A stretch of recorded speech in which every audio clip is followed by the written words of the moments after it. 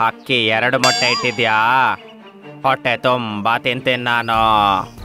ಈಗಲೇ ಈ ಮೊಟ್ಟೆನ ತಿಂತೀನಿ. ಆಲದ ಮರದ ಮೇಲೆ ಒಂದು ಪಕ್ಷಿ ದಂಪತಿಗಳು ವಾಸಿಸ್ತಿತ್ತು. ಅವುಗಳಿಗೆ ಹೊಸದಾಗಿ ಮದ್ವೆ ಆಗಿರುತ್ತೆ.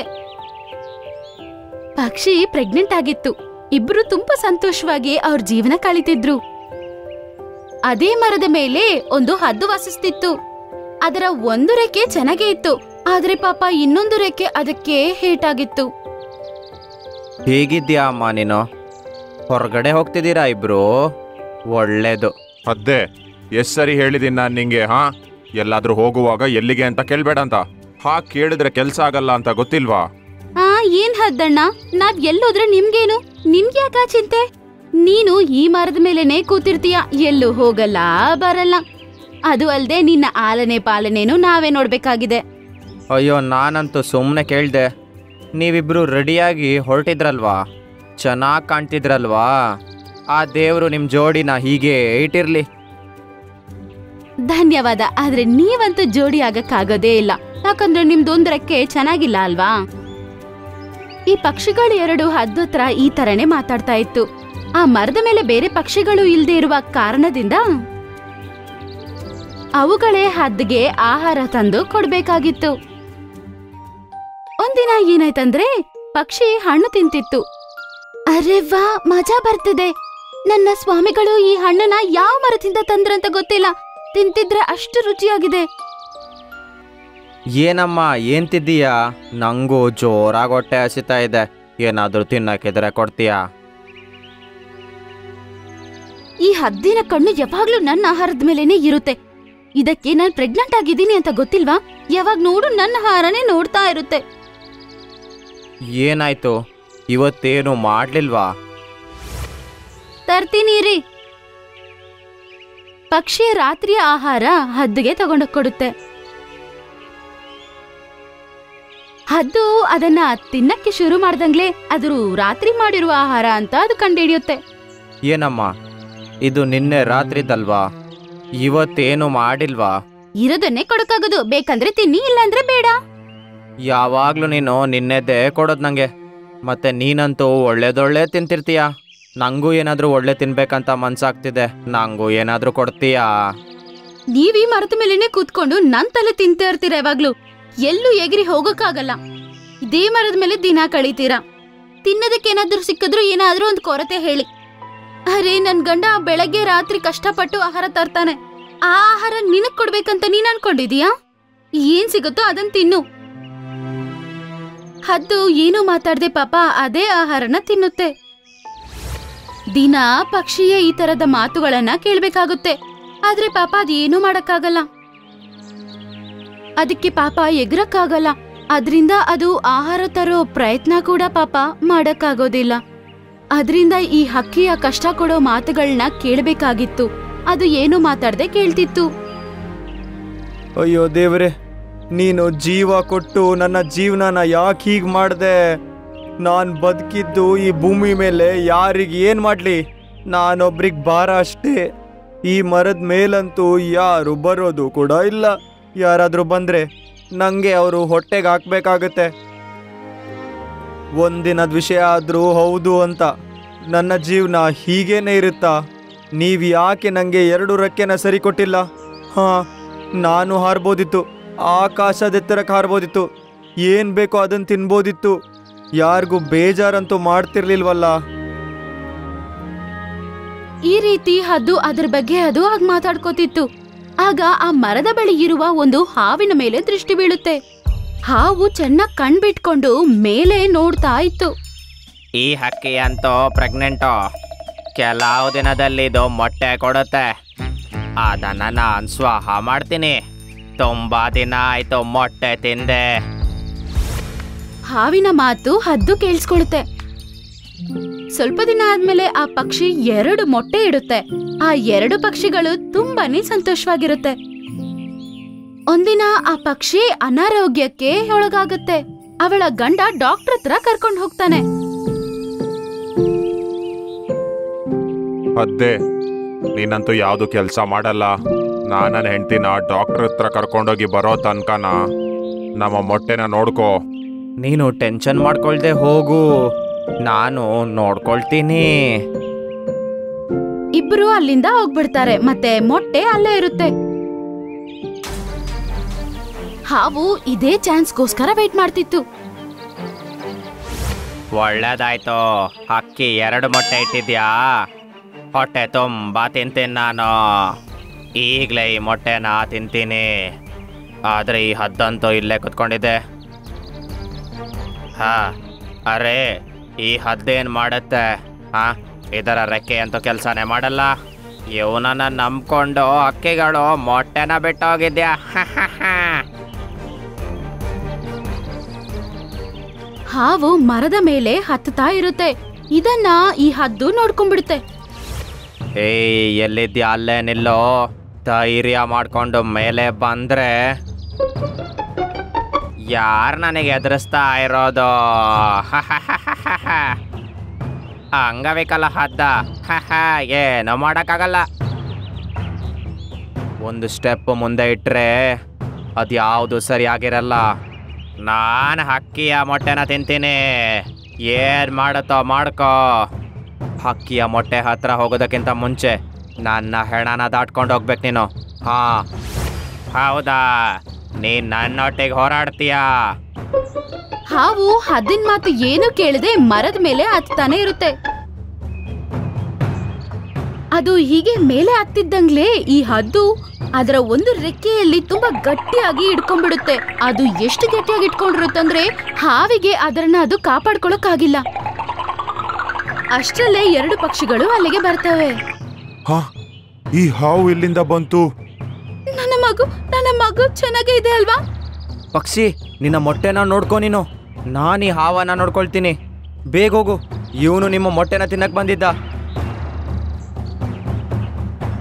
ಆ ಪಕ್ಷಿ ಕೂಡ ಹದ್ದಿನ ಜೊತೆ ಸೇರಿಕೊಳ್ಳುತ್ತೆ ಮತ್ತೆ ಹಾವ್ನ ಅಟ್ಯಾಕ್ ಮಾಡ್ತಾರೆ.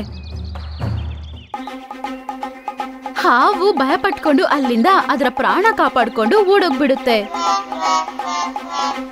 ಪಕ್ಷಿ ಇದನ್ನೆಲ್ಲ ನೋಡಿ ತುಂಬಾನೇ ಸಂತೋಷ ಪಡುತ್ತೆ. ಹದ್ದು ಅದರ ಮಕ್ಕಳ ಪ್ರಾಣ ಕಾಪಾಡ್ಬಿಡ್ತು. ಹದ್ದು ಅಣ್ಣ, ನೀನು ನನ್ನ ಮಕ್ಕಳ ಪ್ರಾಣ ಇವತ್ತು ಕಾಪಾಡಿದ್ಯಾ. ನಾನ್ ನಿನ್ನ ಏನೇನ್ ಮಾತು ಮಾತಾಡಿದೀನಿ, ಆದ್ರೆ ನೀನು ನಿನ್ನ ಪ್ರಾಣನೂ ಲೆಕ್ಕ ಮಾಡ್ದೆ ಹಾವಿನ ಜೊತೆ ಜಗಳ ಮಾಡಿ ನನ್ನ ಮಕ್ಕಳನ್ನ ಕಾಪಾಡಿದ್ಯಾ. ನಿಮ್ಮ ಈ ಸಹಾಯ ನಾನು ಯಾವಾಗ್ಲೂ ಮರೆಯೋದಿಲ್ಲ. ಹದ್ದಣ್ಣ, ನಮ್ಮನ್ನ ಕ್ಷಮಿಸ್ಬಿಡು. ನಮ್ಮ ಕಠೋರವಾದ ಮಾತಿಂದ ನಿಂಗೆ ಬೇಜಾರಾಗಿದೆ ಅಂತ ಗೊತ್ತು.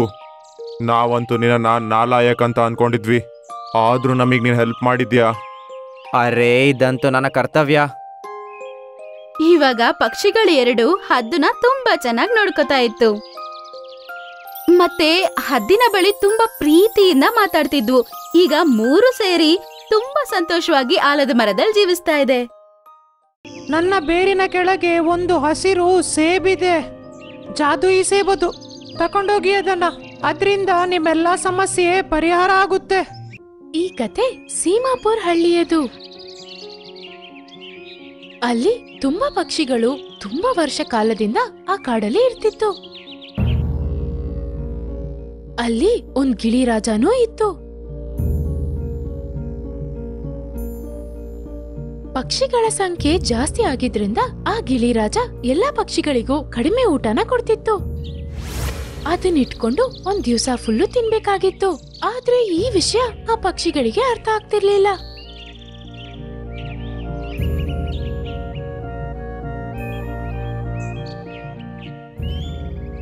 ಅವ್ರ ರಾಜಾನೇ ಅವ್ರ ಊಟ ಎಲ್ಲ ತಿಂತಿದ್ದಾರೆ ಅಂತ ಇವರೆಲ್ಲ ಯೋಚನೆ ಮಾಡ್ತಿದ್ರು.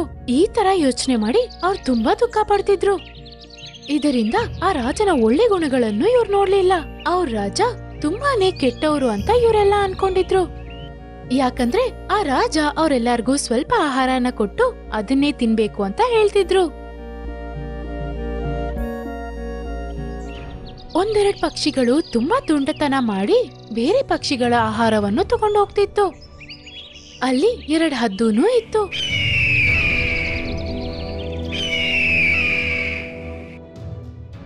ಅವ್ರು ಕೊಟ್ಟಿರೋ ಊಟನೂ ತಿಂದು ಬೇರೆ ಅವ್ರದ್ದು ತಗೋತಿದ್ರು. ಹದ್ದಣ್ಣ, ನಡಿ, ಯಾರದಾದ್ರೂ ತಿಂಡಿ ತಕೊಂಬರೋಣ. ನಮ್ಮ ಹತ್ರ ಇರೋ ಇಷ್ಟ ತಿಂಡಿಯಿಂದ ನಮ್ಮ ಹೊಟ್ಟೆ ಎಲ್ಲಿ ತುಂಬುತ್ತೆ? ಹಾ ಸರಿ, ಈಗ ಹೋಗೋಣ. ಯಾರ್ದಾದ್ರೂ ತಿಂಡಿ ಕದ್ಕೊಂಡ್ ತರೋಣ, ಮತ್ತೆ ನಮ್ಮ ಹೊಟ್ಟೆ ತುಂಬೋಣ. ಆಮೇಲೆ ಒಂದ್ ಹದ್ದು ಪಾರಿವಾಳದ ಹತ್ರ ಹೋಗುತ್ತೆ. ಅರೆಯೋ ಪಾರಿವಾಳ, ನನ್ನ ತಮ್ಮನ ಆರೋಗ್ಯ ಸ್ವಲ್ಪ ಕೆಟ್ಟೋಗಿದೆ. ಔಷಧಿಗೂ ಮೊದಲು ಅವನೇನಾದ್ರೂ ತಿನ್ಬೇಕಾಗುತ್ತೆ. ನಮ್ಮ ಆಹಾರ ಬೆಳಿಗ್ಗೆನೆ ಖಾಲಿ ಆಯ್ತು. ನೀವು ನಿಮ್ಮ ಆಹಾರ ಕೊಡ್ತೀರಾ? ನಂತರ ನನ್ನ ಆಹಾರದಿಂದ ನಿಮಗೆ ಕೊಡ್ತೀನಿ. ಏನು ಪರವಾಗಿಲ್ಲ, ತಕೊಳ್ಳಿ, ಇದನ್ನ ತಕೊಂಡೋಗಿ ಮತ್ತೊಂದು ಗಿಡಗೊನಿಗೆ ತಿನ್ಸಿ. ಅರೆ ವಾ, ನಾನಂತೂ ಇವನನ್ನ ಸುಲಭವಾಗಿ ಮೂರ್ಖ ಮಾಡಿದೆ. ಸಖತ್ತಾಗಿದೆ. ನಾನೀ ಆಹಾರನ ನನ್ನ ತಮ್ಮನೊಟ್ಟಿಗೆ ತಿಂತೇನೆ. ತಮ್ಮ ನೋಡು, ನಾನು ಆ ಪಾರಿವಾಳನ ಹೇಗೆ ಮೂರ್ಖ ಮಾಡಿ ಈ ಆಹಾರ ತಂದಿದ್ದೀನಿ ನೋಡು. ನಮ್ಮಿಬ್ಬರ ಹೊಟ್ಟೆ ಇದರಿಂದ ತುಂಬಿ ಹೋಗುತ್ತೆ. ಅಣ್ಣ, ಏನೋ ನಿನ್ನ ಮಹಿಮೆ. ಸರಿ, ಈಗ ತಿಂಡಿ ತಿನ್ನೋಣ. ಆ ಹದ್ದು ಈ ತರಾನೇ ಕಾಡಲ್ಲಿರೋ ಬೇರೆ ಪಕ್ಷಿಗಳನ್ನ ಏಮಾರಿಸ್ತಿತ್ತು. ಏನಾದ್ರೂ ಒಂದ್ ಸುಳ್ಳು ಕಥೆನ ಹೇಳಿ ಬೇರೆ ಪಕ್ಷಿಗಳ ಆಹಾರನ ತಗೊಂಡ್ಬಂದ್ಬಿಡ್ತಿತ್ತು. ಆಮೇಲೆ ಈ ವಿಷಯ ಹಾಗೆ ದೊಡ್ಡದಾಗಿ ಎಲ್ಲಾ ಪಕ್ಷಿಗಳಿಗೂ ಇವ್ರು ಏಮಾರ್ಸೋ ವಿಷಯ ಗೊತ್ತಾದ್ಮೇಲೆ ಎಲ್ಲಾ ಪಕ್ಷಿಗಳು ಒಟ್ಟಿಗೆ ಹೋಗಿ ಗಿಳಿರಾಜ ಹತ್ರ ಆ ಹದ್ದು ಬಗ್ಗೆ ಕಂಪ್ಲೇಂಟ್ ಮಾಡಿದ್ರು. ಆಮೇಲೆ ಗಿಳಿರಾಜ ಅವ್ರನ್ನ ಗುಹೆ ಒಳಗ್ ಕೂಡ ಹಾಕ್ಬೇಕು ಅಂತ ಆದೇಶ ನೀಡ್ತಾರೆ. ಆಮೇಲೆ ಅವರಿಗೆ ಊಟನೂ ಕೊಡಬಾರ್ದಂತಿದ್ರು. ಅವರಿಗೆ ಆಕಾಶದಲ್ಲಿ ಹಾರಕ್ಕೂ ಅನುಮತಿ ಇರಲಿಲ್ಲ. ಗಿಳಿರಾಜ ಅವರಿಗೆ ತುಂಬಾ ಕೆಟ್ಟ ಶಿಕ್ಷೆನ ಕೊಟ್ಟಿದ್ರು.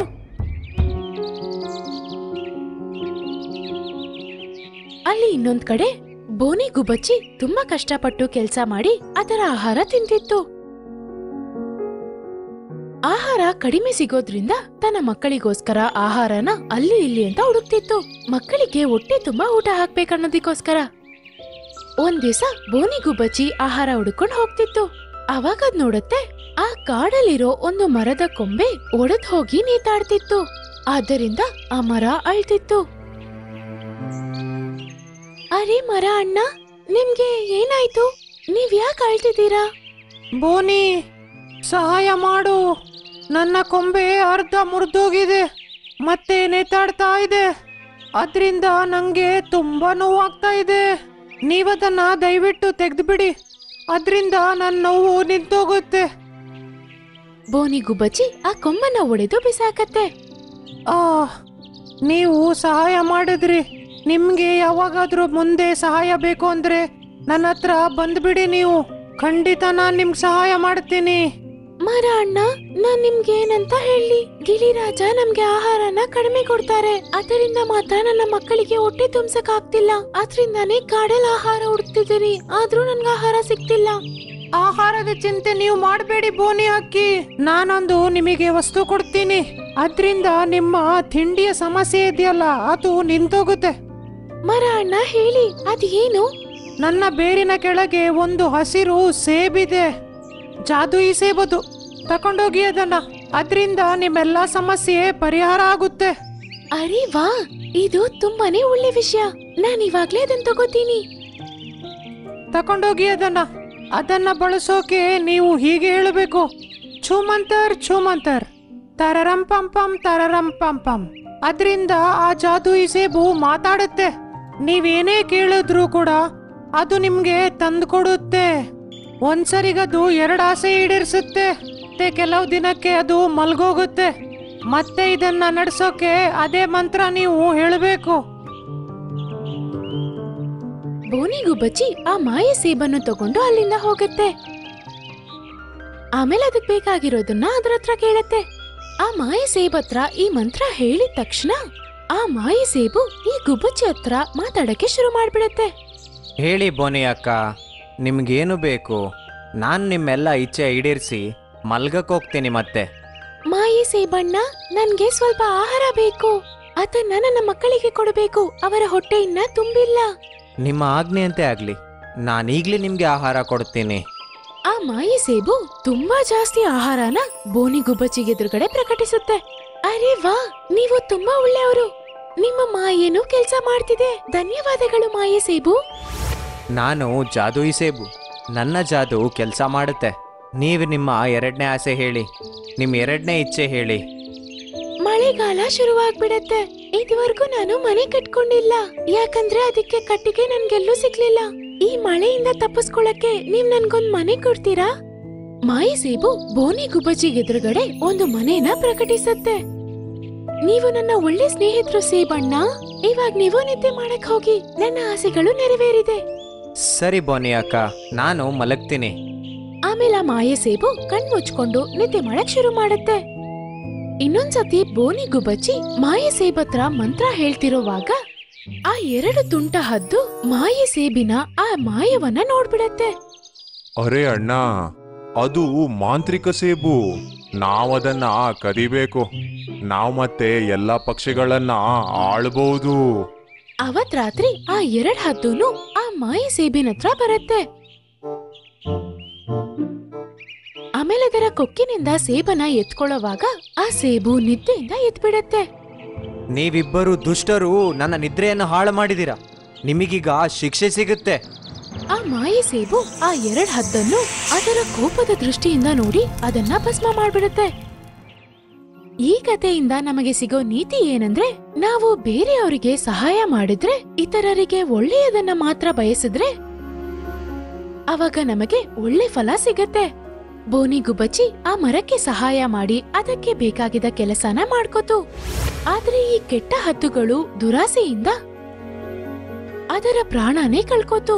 ಇವಾಗ ಮಾಯೆ ಸೇಬು ಬೋನಿ ಗುಬ್ಬಚ್ಚಿ ಹತ್ರನೇ ಇತ್ತು. ಬೋನಿ ಗುಬ್ಬಚ್ಚಿಗೆ ಏನ್ ಬೇಕಿದ್ರು ಮಾಯೆ ಸೇಬ್ ಹತ್ರ ಕೇಳಿ ಅದನ್ನ ಇಸ್ಕೊತಿತ್ತು.